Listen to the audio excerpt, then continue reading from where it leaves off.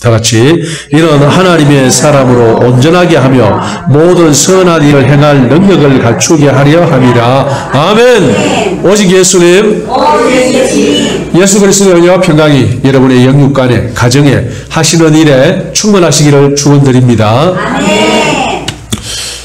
이 디모데후서는요 거의 죽기 직전에 쓴 글입니다.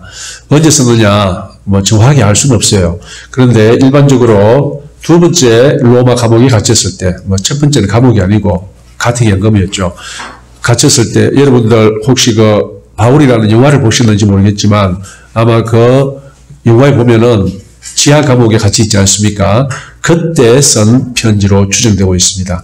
이제 바울은 자신이 하나님께로 갈 시간이 되었다는 걸 알아요. 그 구절도 나오죠. 정죄와 같이 부어진다고 하는데, 이제 아는 거예요. 아, 이제 내 생명이 끝났구나 하면서, 아들 같은 제자, 디모데에게 마지막 편지를 쓰는 겁니다. 마지막 편지. 자, 오늘 제목이 마지막 가르침이잖아요. 그런데 여러분들도 만약에 여러분의 자녀들이나 또는 여러분이 사랑하는 사람에게 마지막 가르침을 준다면 어떠한 가르침을 주겠습니까? 어떠한 가르침을 주겠습니까? 여러분 그 알폰스 도데의 마지막 수업이라는 소설 다 아시죠? 아마 교과서에 나왔을 거예요. 초등학교 교과서에 나온 아마 이야기인데, 보면은 이제 독일의 침략을 받아가지고, 이제 프랑스 수업을 못하게 되었어요. 그러니까 프랑스어 수업이 이제 끝나는 거예요. 못하게 하니까. 그 마지막 프랑스 수업 시간에 이 주인공이 늦게 들어가잖아요. 지각을 했어요. 평소 같았으면 당연히 선생님한테 혼나고, 그래야 되는데, 그날은 선생님이 좀 분위기가 이상하고 조용히 와서 앉아라 하고, 그 수업이 이제 주인공의 뇌리에 평생이 남은 거죠. 그래서 이제 소설이니까 그런 것을 소재로 쓴 소설입니다. 한마디로 이 마지막 수업 또는 마지막 가르침은요, 그 사람이 평생을 살아오면서 겪은 어떤 경험의 아니면 가르침의 교훈의 핵심과 진수를 전한다고 보면 됩니다. 자, 그러면은 이 마지막 가르침에서 사랑하는 아들과 같은 제자 디모데에게 뭐라고 말씀하셨는지 우리가 살펴보고, 또 우리도 그 정말 핵심적인 가르침을 우리가 잘 받아 안아야겠다, 삶에서 실천해야겠다 할 수 있습니다. 자, 먼저 1절 한번 보십시오. 너는 이것을 알라. 말세에 고통하는 때가 이르러. 고통하는 때가 이르러합니다. 그러면은 왜 고통하는 때가 이르는가? 2절, 3절, 4절에 나오는 겁니다. 그러니까 2절, 3절, 4절이 말세가 고통하는 때라는 이유를 설명하는 구절입니다. 한번 볼까요? 여러분, 지금 우리 사회가 이런 상황에 직면해 있습니까? 한번 생각해 보시면서 들어보세요. 사람들이 자기를 사랑하며, 돈을 사랑하며, 자랑하며, 교만하며, 비방하며, 부모를 거역하며, 감사하지 아니하며, 거룩하지 아니하며, 무정하며, 원통함을 풀지 아니하며, 모함하며, 절제하지 못하며, 사나우며, 선한 것을 좋아하지 아니하며, 배신하며, 조급하며, 자만하며, 쾌락을 사랑하기를 하나님 사랑하는 것보다 더하며, 경건의 모양은 있으나 경건의 능력은 부인하니. 자, 이렇습니다. 오늘날 이 모습 같습니까? 특히 경건의 모양은 있으나 경건의 능력은 부인하니, 이 구절에서 우리는 누구를 볼 수 있느냐? 이 크리스찬들을 이야기하는 거죠. 그죠? 예수 믿는 경건이 뭡니까? 하나님 말씀대로 따르는 거예요. 그래서 겉보기에는 참 경건하고 잘 사는 것이 보이는데, 실상은 그렇지 않다. 마치 예수님께서 나무라셨던 서기관과 바리새인, 이 외식하는 자야. 외식하는 자의 특징이 뭡니까? 경건의 모양은 있는데 경건의 내용은 없는 그러한 사람들입니다. 자, 그렇습니다. 그런데 그들에게 뭐라고 합니까? 그들에 대해서 네가 돌아서라. 네가 돌아서라라고 얘기를 합니다. 이 복음을 전하는 전도자예요, 디모데는. 그리고 목사입니다. 요즘 말로 하면은. 이 목사인 디모데한테 아예 돌아서라고 얘기를 합니다. 물론 그러한 사람한테서 돌아서라는 뜻도 있고, 또 그러한 삶에서 돌아서라라는 말도 있을 겁니다. 뭐, 당연하죠. 그죠? 그러한 삶은 절대 살아서 안 되고, 또, 그러한 사람을 대해서 돌아서라라고 여기서는 이야기를 합니다. 두 가지로 이야기할 수 있는데 당연히 그러한 삶에서 돌아서야 되고 그러한 사람에게서 돌아서야 됩니다. 왜 그러느냐? 디모데후서 3장 8절 계속 연결되는 3장 8절 보면요. 양내와 암브레가 모세를 대적하는 것 같이 아론과 아론의 모세의 누이 미리암을 두고 하는 이야기입니다. 아론과 미리암이 한때 그들을 대적했습니다. 그 사건을 들어서 이렇게 얘기를 하는 거니까 결국 누구를 얘기하냐면요. 사람을 이야기한다고 볼 수 있습니다. 자, 중요한 거 첫째 교훈, 명령이 나오죠. 이 3장 9절을 보면은 사실들을 열거하고서 사실에 대해서 이제 결론을 또 하나 냅니다. 뭐냐면은요. 돌아서라라는 겁니다. 돌아서라. 그들의 특징이 뭡니까? 7절에 나와 있듯이 항상 배우라 끝내 진리의 지식에 이룰 수 없느니라. 이것도 또 누구한테 하는 말 같습니까? 예수 믿는 사람한테 하는 말 같죠.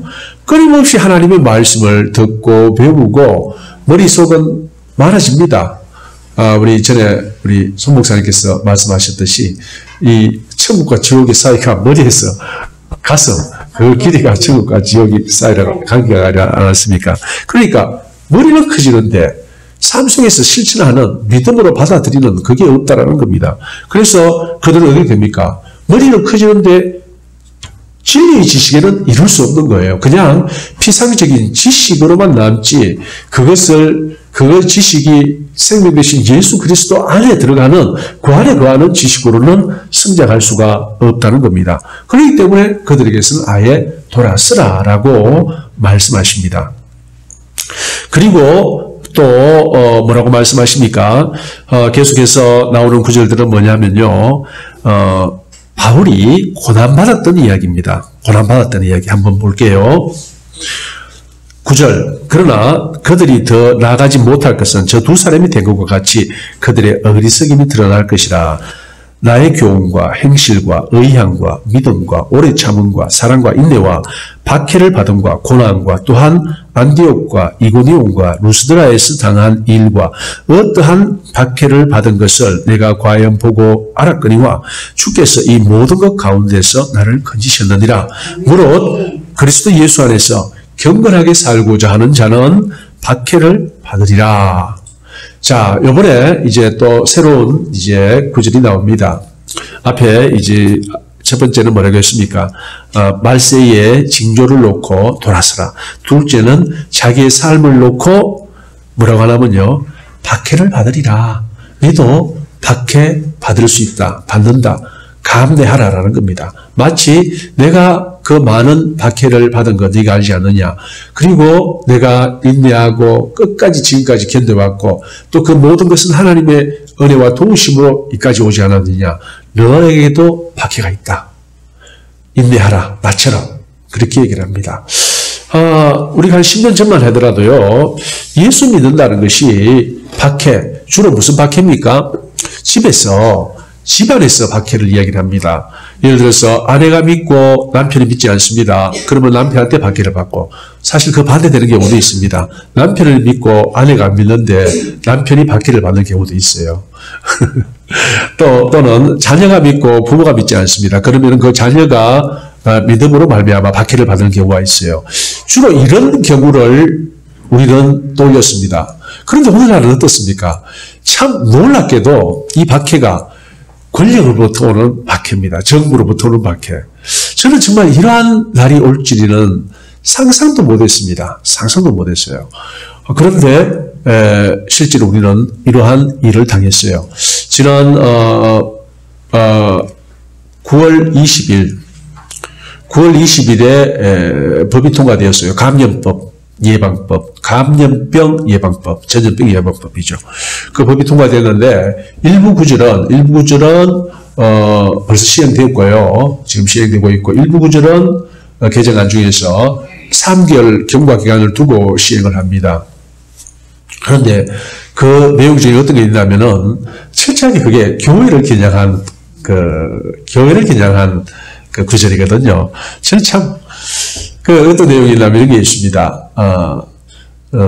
이제 미이행 시 처음에는 이제 벌금을 때리죠. 그리고 문을 닫게 합니다. 교회 문을 닫게 해요.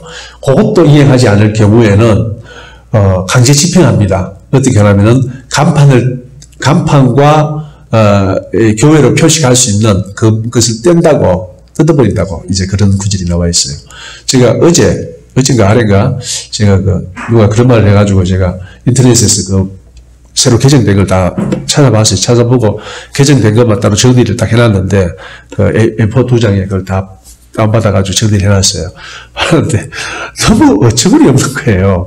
이건 다른 대상이 아니고 딱 교회를 향한 그거거든요. 그게 무슨 말이냐면은 교회 탑을 없애고 교회 십자가 탑을 없애고 교회 간판을 없앤다는 그 뜻입니다. 그러니까 표시를 할 수 있는 것을 없애버린다고. 저는 그걸 이래 보면서 정말로 마치 로마 시대에 기독교가 로마로부터 압제받지 않았습니까? 이런 때가 오는구나, 우리나라에도. 그리고 지금 만들려고 발의 중인 법이 굉장히 많습니다. 대부분 더불어민주당 사람들에 의해서 발의된 법인데요. 그 법들을 쭉 보면요, 너무너무 어처구니 없는 것들이 있어요. 예를 들어서 어떤 사람이 어떤 법을 발의하려면은 정치 방역이라는 말을 쓰면은 벌금을 물리겠다라는 거예요. 정말 이해가 안 되죠. 왜냐하면은 우리 헌법상 보장된 언론 출판이 뭐냐면 표현의 자유예요. 표현의 자유. 표현의 자유를 억압하잖아요. 무슨 말이냐면은 그 말 했다고 이 정치 방역이다. 그러니까 방역을 비판했다고 해서 그거를 형사법적으로 처벌한다는 게 말이 됩니까? 저는 그 법을 발의한 사람의 인식 수준이 의심스러워요. 도대체 어떤 사고방식을 가지고 있길래. 왜냐하면 그 법 절대 통과 안 되거든요. 통과 안 됩니다. 통과된다 하더라도 수가 많으니까 그게 위헌 판결 날 겁니다. 당연히 위헌 판결 나죠. 근데 저는 그 보좌관도 있고 다 했을 텐데 왜 이런 법을 발의했을까? 왜 이렇게 어리석고 멍청한 생각을 할 수 있을까? 왜냐면은 안 될 거기 때문에요. 안 될 거기 때문에. 저는 그렇게 생각하는데 또 희한한 정부에서 희한하게 또 통과식 다 될지도 모르죠. 근데 그거는 안 됩니다. 왜 안 되나 하면은 그 헌법에 나오는 우리 언론 출판의 자유, 그러니까 표현의 자유를 위반하는 거기 때문에 절대 될 수 없습니다. 지금 중요한 건 뭐냐? 10년 전만 하더라도 상상도 하지 못했던 그러한 일들이 일어나는 겁니다. 그러한 일들이 일어나요. 오늘날 바로 일어나고 있어요. 옛날에 한 10년 전인가요? 그때 파주 저쪽에서 경찰들이 교회에 들어가가지고 수색을 한 적이 있어요. 무슨 일 때문에.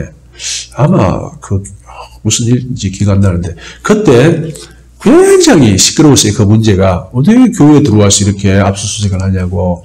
그래서 그런 적이 있었습니다. 그때만 하더라도 교회를 못 건드렸어요. 지금은 교회가 독립합이 되었어요. 독립국이 되었어요. 지금은 이제 기독교에 대해서만 이렇게 하거든요. 조금 있으면 불교 천주교가 넘어갑니다. 지금 불교 천주교도 같이 대상을 해버리면 어떤 문제가 생기냐면은 종교가 연합해가지고 반대 운동이 일어날 거거든요. 그걸 감당하지 못하는 거죠. 기독교를 먼저 쳐놓고 그 다음에 그것을 구절 하나만 바꾸면 되니까요. 모든 종교에다 적용하고 결국 없애는 거예요. 사회주의 정부들은 가장 싫어하는 게 종교입니다. 종교는 인민의 아편, 사람들의 아편이라고 생각하는 게 사회주의자들이거든요. 그렇기 때문에 그들에게는 너무나도 당연한 수순이지만 지금 이 자유민주주의 세상에 살고 있는 우리가 보기에는 너무너무 어처구니 없는 법들이 나오는 거예요. 하여튼 그렇습니다. 그런데 사람들은 몰라요. 왜 모를까요? 그냥 그러니까 국회의원 똑똑한 사람이 법안을 발의하니까 당연한 줄 문제 없는 거라고 생각했지 이렇게 생각할 수도 있다는 거예요. 전혀 그렇지 않습니다. 그게 법을 배운 제가 보기에는 헌법을 또 마르고 닳도록 외우고 한 제가 보기에는요. 터무니없는 법들이 너무나 많이 만들어지고 있는 거예요. 기독교를 타겟으로 했어요. 자, 두 번째는 뭡니까? 다시 한번 말하지만 디모데후서 3장 12절. 무릇 그리스도 안에서 경건하게 살고자 하는 자는 박해를 받으리라. 박해를 받습니다. 그러니까 기독교 안에서 그냥 막 살고자 하는 자는 박해 안 받습니다.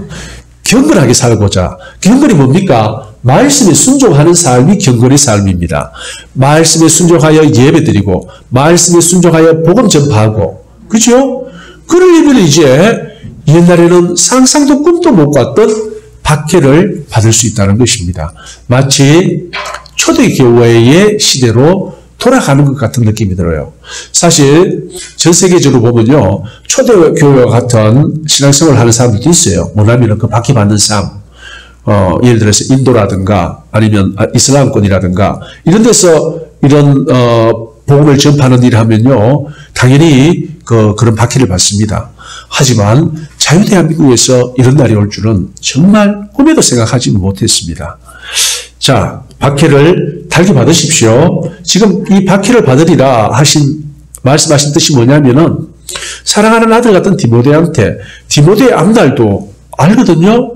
경건하게 자신처럼 바울 자신처럼 경건하게 살고자 하면은 자기가 받던 그 모진 박해, 모진 고통, 모진 매, 모진 어려움, 그것을 아들한테도, 아들 같은, 바울은 결혼 안 했잖아요. 이 아들 같은 제자예요. 아들 같은 제자 디모데도 그대로 자기 글을 걸어갈 것이라고 알고 있거든요. 알고 있으니까 미리 이렇게 권고를 하는 겁니다. 알아라. 니도 내처럼 그렇게 된다. 그러면은 니도 내처럼 견뎌내라. 하나님께서 지켜주실 것이다. 라는 교훈을 주는 것입니다. 마찬가지로 마지막을 살아가는 오늘날 우리도 이러한 입장에서 살아가요. 그런데 평범하게 살아가려면은요, 막 살아가려면은 너무너무 쉽습니다. 정부에서 교회에서 모이지 마세요 하면 모이면 되는 거예요. 집에서 예배 드리세요 하면서, 왜? 그러면 집에서 예배 드리면 되는 거예요. 그런데 그렇게 돼서 결국 결과적으로 어떻게 됐습니까? 한국교회 3분의 1이 지금 교회에 안 나옵니다. 예, 이게 누가 원하는 겁니까? 사회주의자들이 원하는 거예요. 종교는 사람들의 아편이라고 주장하는 그자들이 원하는 결과로 하고 있다는 겁니다. 하고 있어요. 미국만 하더라도 여러분 미국 뉴스 같은 거 들어보면은 방역이 두 가지예요.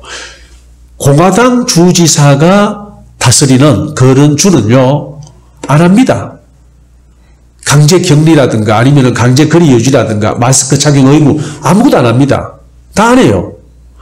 민주당 주지사가 그 주지사인 거 우선 강력하게 시행합니다.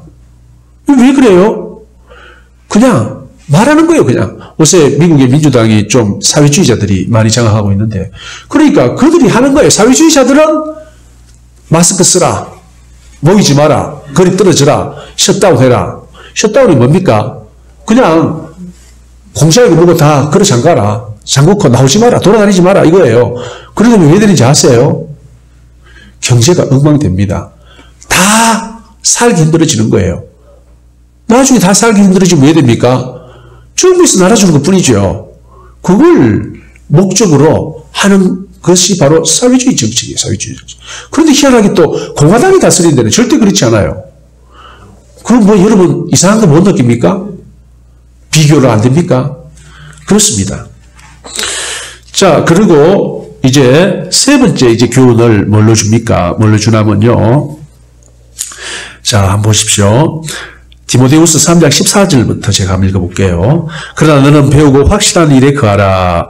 너는 네가 누구에게서 배운 것을 알며, 자신에게 배웠죠. 바울 자신에게. 또 어려서부터 성경을 알았나니 성경은 너로 하여금 그리스도 예수 안에 있는 믿음으로 말미암아 구원에 이르는 지혜가 있게 하느니라. 모든 성경은 하나님의 감동으로 된 것으로 교훈과 책망과 바르게 함과 의로 교육하기에 유익하니 이는 하나님의 사람으로 온전하게 하며 모든 선한 일을 행할 능력을 갖추게 하려 함이라. 이렇게 말합니다.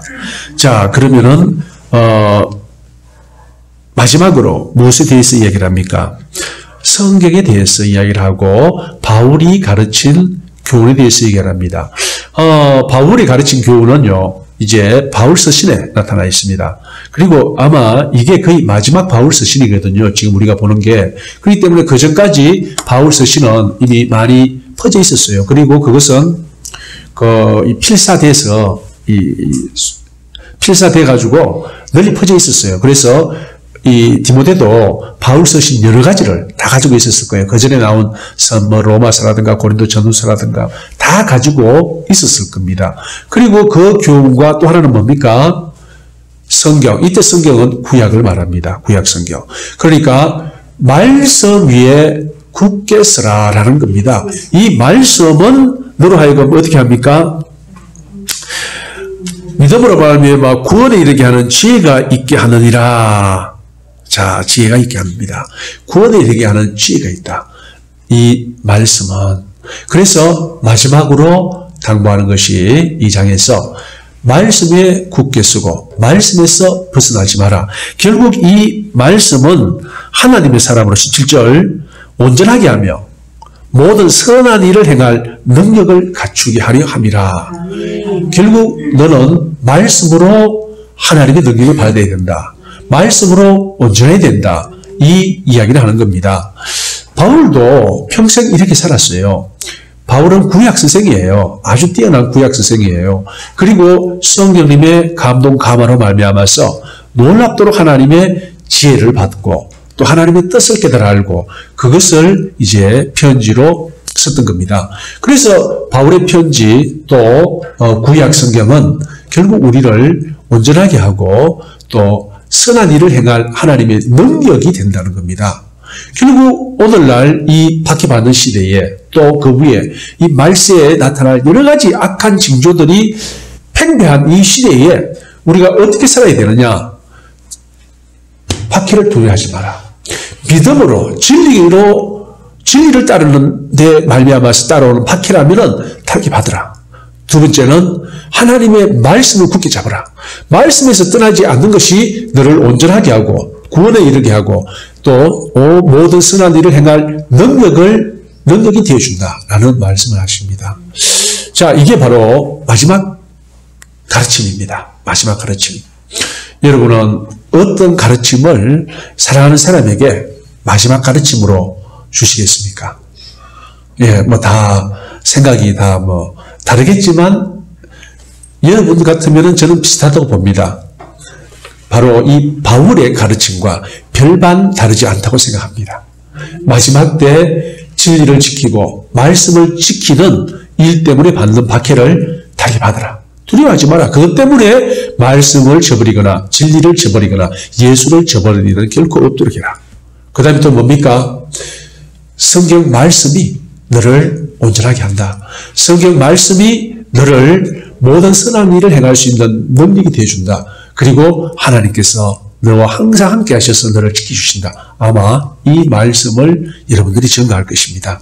바로 그 말씀을 오늘 바울이 사랑하는 아들 같은 제자 디모데에게 마지막 가르침으로 전하는 것입니다. 사랑하는 성도님들, 이 가르침은요, 그 당시 디모데에만 해당됐던 것은 아닙니다. 오늘날 우리에게도 놀랍도록 동일하게 적용되는 말씀이에요. 왜요? 환경이 똑같으니까요. 이 환경이, 상황이. 그래서 이 말씀이 정말 내가 디모데고 바울이 나에게 해준 말, 바울 선생이 나에게 해준 말, 또는 정말 예수님이 직접 나에게 나타나셔서 너는 이렇게 하라 하라면서 전해준 말씀이라고 믿으십시오. 바로 그 말씀입니다. 그리고 이 말씀대로 행함으로 말미암아 정말 온전해지고 또 모든 선한 일을 행할 수 있는 능력이 성령님으로 말미암아 충만하시기를 예수님 이름으로 축원드립니다. 아멘. 할렐루야. 아버지 하나님 감사합니다. 전능하신 아버지 하나님을 찬양합니다. 지금은 말세입니다. 성경에서 말세에 나타날 징조가 모두 나타나는 그러한 때입니다. 아버지 하나님, 저희들 믿음으로 말미암아 경건한 삶으로 말미암아 박해가 올 때에 결코 두려워하지 않고 달게 받게 하여 주시옵소서. 그리고 더욱더 말씀을 익히고 배우고 기도하는 가운데 정말 말씀으로 이어나야 저희들이 더욱더 온전해지고 모든 선한 일을 행할 수 있는 능력 위에 능력을 다하여 주시옵소서. 감사드렸고 이 모든 말씀 거룩하신 우리 주 예수 그리스도 이름 받들어 기도드리옵나이다. 아멘.